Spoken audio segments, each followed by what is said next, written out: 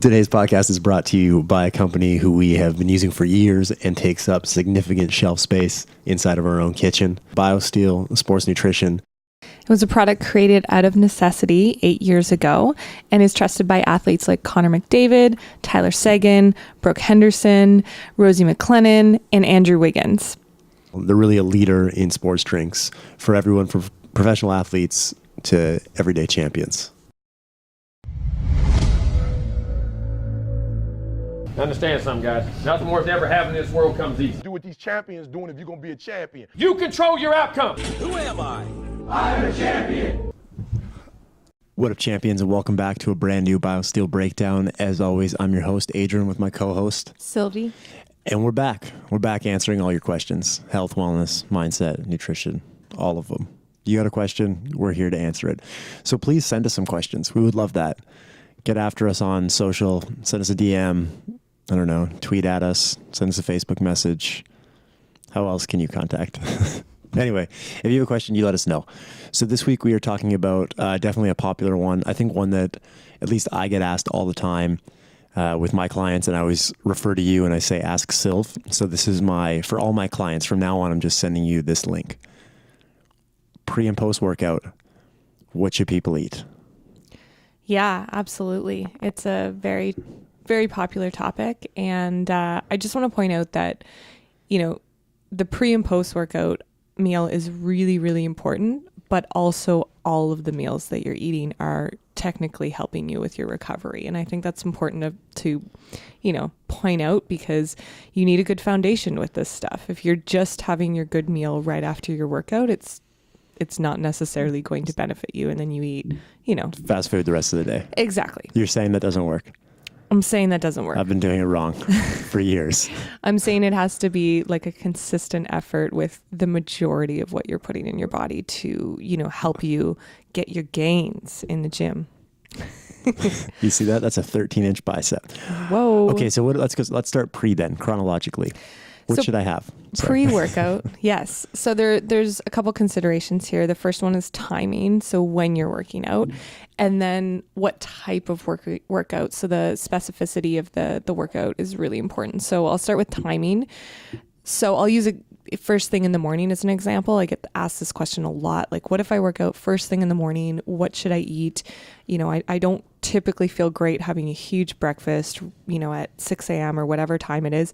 So in those situations, I recommend, having something in your system, whether it's, a shake that you make. So protein shake, we've talked about that before on the podcast when I broke down just protein in general and when to have it. So having a protein shake could be an option, especially if you're not an early morning breakfast person, getting like a liquid diet. Another liquid could be, if you do have coffee and that's all you have, I would recommend having a ton of water with it, especially if you're going to work out, and then some electrolytes as well. So you know where to get your electrolytes.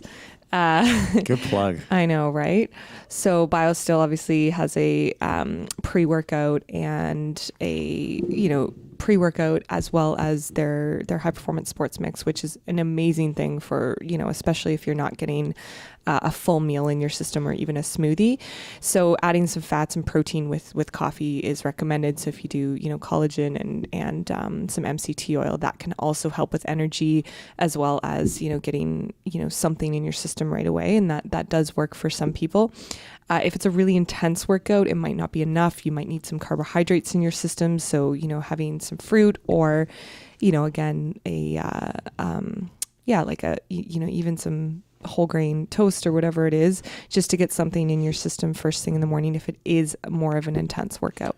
What would be an intense workout? Like, what would you define an intense workout as? So we're looking at heavy weightlifting. We're looking at, HIIT training. Right. We're looking at, obviously what you do, sport specific, in terms of, energy system work. Right.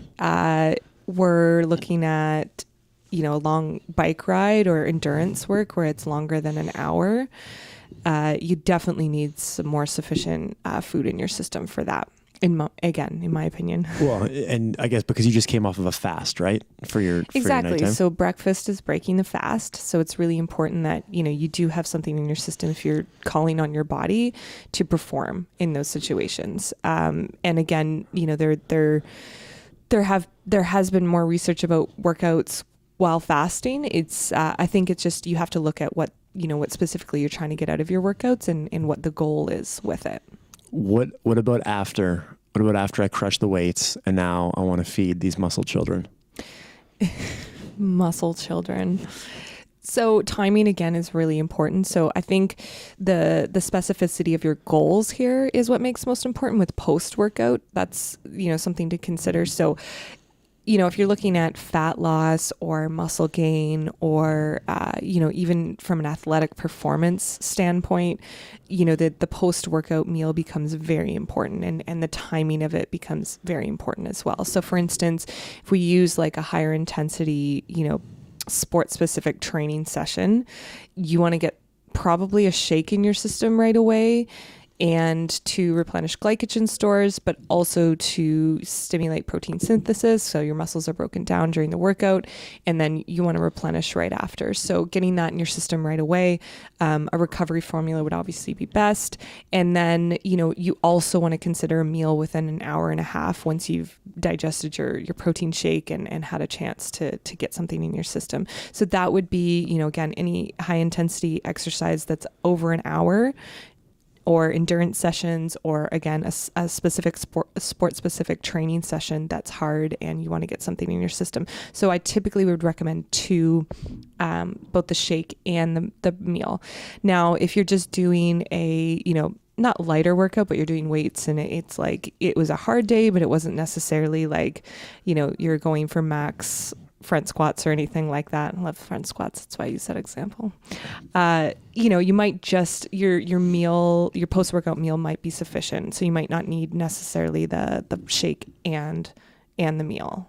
So the meal could be, again, a mixture of complex carbohydrates. We're looking at brown rice, quinoa, sweet potato, some of the best sources because it'll be sustainable energy for you. You're also replenishing glycogen stores, stimulating anabolic process, so building of muscles, helping with fat loss, and then also protein synthesis, which you could get, a lean source of protein, plant source of protein, and or again, protein shake. If you don't have time, you could just jazz that up and add fats and fiber and add to it.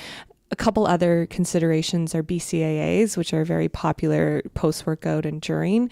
And BCAAs are branched chain amino acids, which we need to get from our food. And so they're really important, and they're in a lot of protein mixes. And so you can even get, up to 5 grams, which will be really beneficial for anabolic, so building of muscles.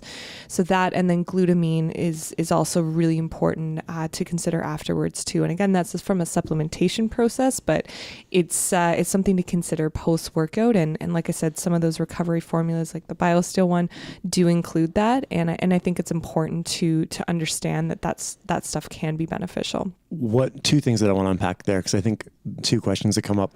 The first one, because we're already talking about it, what is glutamine used for? Why would you need to supplement with that? Yeah, so glutamine is an amino acid. Okay, so it's one of the amino acids. Yes, okay. Yes, and it's proved to be very beneficial for strength gains. It's also really good for the gut as well as anabolic processes. So building of muscles, feeding those muscle babies, feeding the muscle babies, repairing muscle tissue. So it's been shown to really benefit that, and so supplementing with it can be really beneficial considering your goals, right? Okay. But again, it is a supplement, and you always want to go food first. So the basis of this is to get that really solid post-workout meal, and then consider something like, again, BCAAs and glutamine.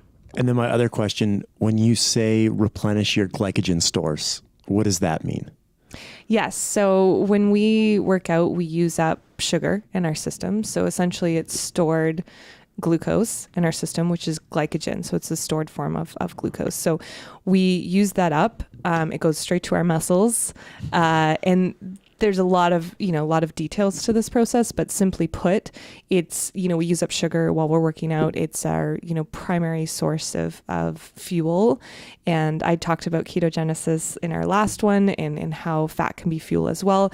But that being said, for glycogen specifically, it's the stored form that we need to replenish afterwards. So that's where, if you have a really heavy workout, you can be lightheaded and that type of thing because you've lost those glycogen stores and need to replenish them. And it's also really important in muscle building. So it's when you're most insulin sensitive after a workout. So insulin sensitivity is actually really important because it means that you're getting the most out of your insulin. We all want to be insulin sensitive and as opposed to insulin resistant. So after a workout is when you're most insulin sensitive. So that's why having, carbohydrates around a workout can be really beneficial to achieve your goals, especially when it comes to muscle gain and fat loss and that type of thing. And so and intense workouts with athletes. So that means that at that point, like post workout, you're the best adapted to break down that glucose and store it properly. Is that absolutely? So insulin is the hormone that helps us shuttle sugar into our muscles and our cells, and so it's really important that we take advantage of that window. That's why having it within that period is really beneficial for the majority of training goals. And you have to be training hard in order to take advantage of this stuff as well. There is too much of a good thing in all situations. So carb loading has been debunked over the years in terms of endurance, and we're looking at other sources of fuel and stuff. But at the end of the day, it is important to consider what your body needs during those periods. And I think there's enough research leaning towards the fact that we do need carbohydrates around workouts. I like it. That's it, guys. If you want to be a Jack show, that's what you need to eat pre, post. We mentioned a couple of products in there, so you can head over to biosteel.com, use the code word Champ Lifestyle. Champ Lifestyle. I was like Biosteel Breakdown, but that's not it. Capital C, capital L, and receive 15% off all the great products that they have to offer. As always, thank you for joining us, and I think that's a wrap. Thank you. Yes.